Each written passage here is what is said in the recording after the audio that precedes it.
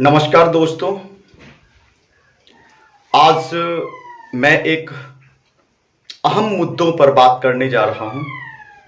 हो सकता है कि कुछ व्यूअर्स को मेरा बात अच्छा नहीं भी लगे, लेकिन मैंने फील्स किया है। मैं ही नहीं, मेरे जैसे जैसे लाखों छात्र के साथ जो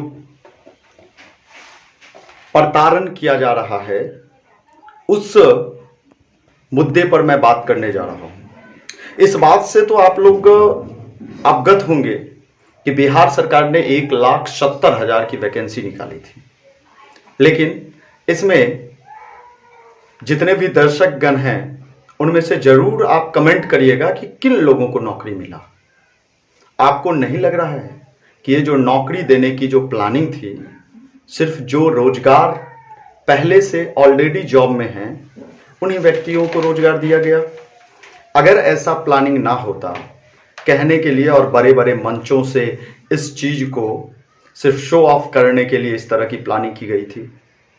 आप देख लीजिए, एक 80,000 की वैकेंसी जो शिक्षक वाला है, डीएलएड और बीएड में फंसा हुआ है।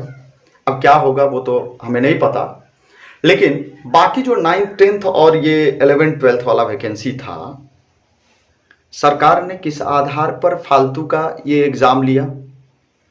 कोई बताएंगे क्यों लिया था? भाई, उन्हें तो नहीं लेना चाहिए था, डायरेक्ट उन लोगों को भर देते। जब इस तरीके के आपने ऑलरेडी एक अच्छा एग्जाम कंडक्ट करवा करके ले ही चुके थे, तो फिर बीपीएससी लेने की क्या जरूरत थी? अगर जरूरत हुआ तो फिर कंपटीशन करवाते। अभी जो आप स्टेट का एग्जाम करवाए हैं वो आप और पहले ही क्यों नहीं करवा करके फिर उसमें आप इन्वॉल्व किए, जिससे कंपटीशन भी होता और नए नए बच्चों के बीच में कंपटीशन होता, उनको भी लगता कि मैंने कंपटीशन दिया है तब मुझे जॉब मिली है। अभी ढेर सारे ऐसे बच्चे होंगे जिन्हें 48 और 40 नहीं पूरा हुआ है और सरकार चाह रही है कि उसको भी जॉब में दे। अच्छी बात है, बहुत बढ़िया बात है, दे दे, क्योंकि ऑलरेडी उन लोगों ने अच्छा एग्जाम दिया है।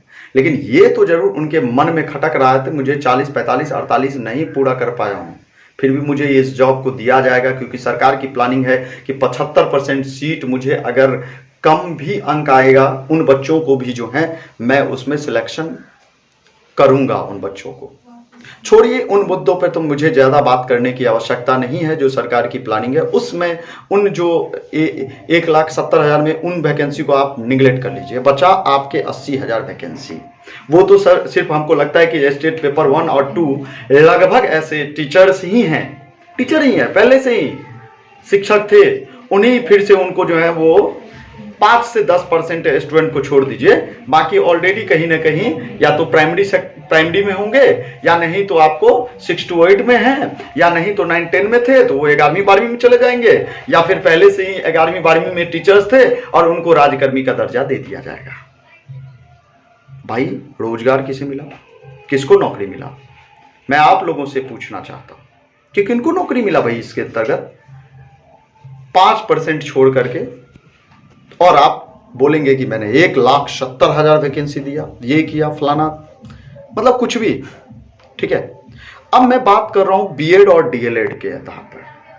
मुझे इस बात की बहुत खुशी होगी कि डीएलएड वालों का आप सिक्योर कर दीजिए, उन लोगों को जॉब मिल जाए, जॉब दे दिया जाए। ये हमारे लिए, मैं पर्सनल बात कर रहा हूं, मैं भी बीएड का स्टूडेंट हूं, तो मुझे इस बात की खुशी होगी कि उनको जॉब दिया गया, इस बात की खुशी होगी। लेकिन एक बात बताइए कि अगर बीएड के स्टूडेंट को हटा दिया गया तो आप लोगों को यह नहीं लगता कि हम लोग गुलाम हैं? मुझे तो इस तरह का फीलिंग हो रहा है भाई साहब, एक्चुअल बात बता रहा हूं कि मुझे तो इस बात का फीलिंग हो रहा है। मेरी जो आजादी है होनी चाहिए वो कहां है? और नहीं तो फिर अगर आपको ये बातें पता था कि बीएड वाले स्टूडेंट जो 1 से 5 में अगर नहीं भर सकते थे, तो आपने फिर हमसे फॉर्म क्यों भरवाया? ये मेरे लिए क्वेश्चन है, मेरा क्वेश्चन है कि आपने फॉर्म क्यों भरवाया। अभी आप सुप्रीम कोर्ट के हवाला देंगे या फिर अदर जो है वो कोर्ट का आप बोलेंगे ये करिए वो करिए। मैं आप लोगों से पूछना चाहता हूं कि क्यों ये सरकार ने जो है वो शिक्षा विभाग ने फिर बीएड को उसमें कंपलसरी करके फॉर्म फिल करवा दिया। अभी आप पीछे हट रहे हैं। जो अभी कहां गए हमारे सरकार, हमारे सीएम, हमारे डिप्टी सीएम, ये सब कहां चले गए भाई। हम लोग क्यों एक जनप्रतिनिधि को चुनते हैं, क्यों चुनते हैं। अगर एक विधायक होगा तो ब्लॉक लेवल का जो भी, हम लोग हर समय जो है वो किसी भी बात मुद्दों को लेकर के लड़ नहीं सकते सरकार से, इसलिए हमारी जो अधिकार है वो उनको दिलाने की कोशिश करेंगे। वे लोग आगे आएंगे और हमारे अधिकार के लिए लड़ेंगे। इसीलिए हम लोग विधायक बनाते हैं, सांसद बनाते हैं, सीएम बनाते हैं। लेकिन अभी देख लीजिए, यह लोकतंत्र है कि इसके अंतर्गत सरकार पीछे हट रही है। एक बार बोल भी नहीं रहा है कि भाई साहब बीएड वालों के साथ ऐसा क्यों हो रहा है।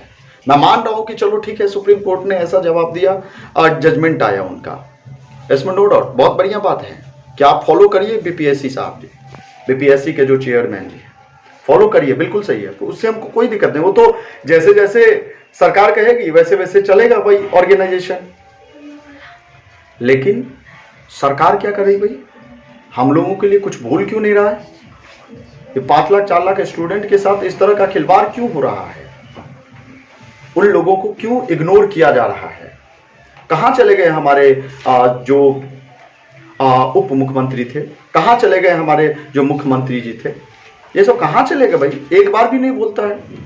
और बड़े बड़े जो कोचिंग वाले सब है, जिस समय कोचिंग उनको चमकाना होता है कि बच्चों का नामांकन करवाना होता है, उस समय तो बड़े चिल्लाते हैं भाई। ये बड़े बड़े व्यूअर्स वाले जो बड़े बड़े यूट्यूबर वाले टीचर्स हैं, वो सब कहां चले जाते हैं भाई। एक बार भी हमारे अधिकार के लिए आवाज नहीं उठाते। एक गुरु रहमान को छोड़ करके वो बार बार इस बात को कह रहे हैं कि बीएड वाले कहां जाएंगे भाई, उनके लिए 6 to 8 का वैकेंसी निकालिए।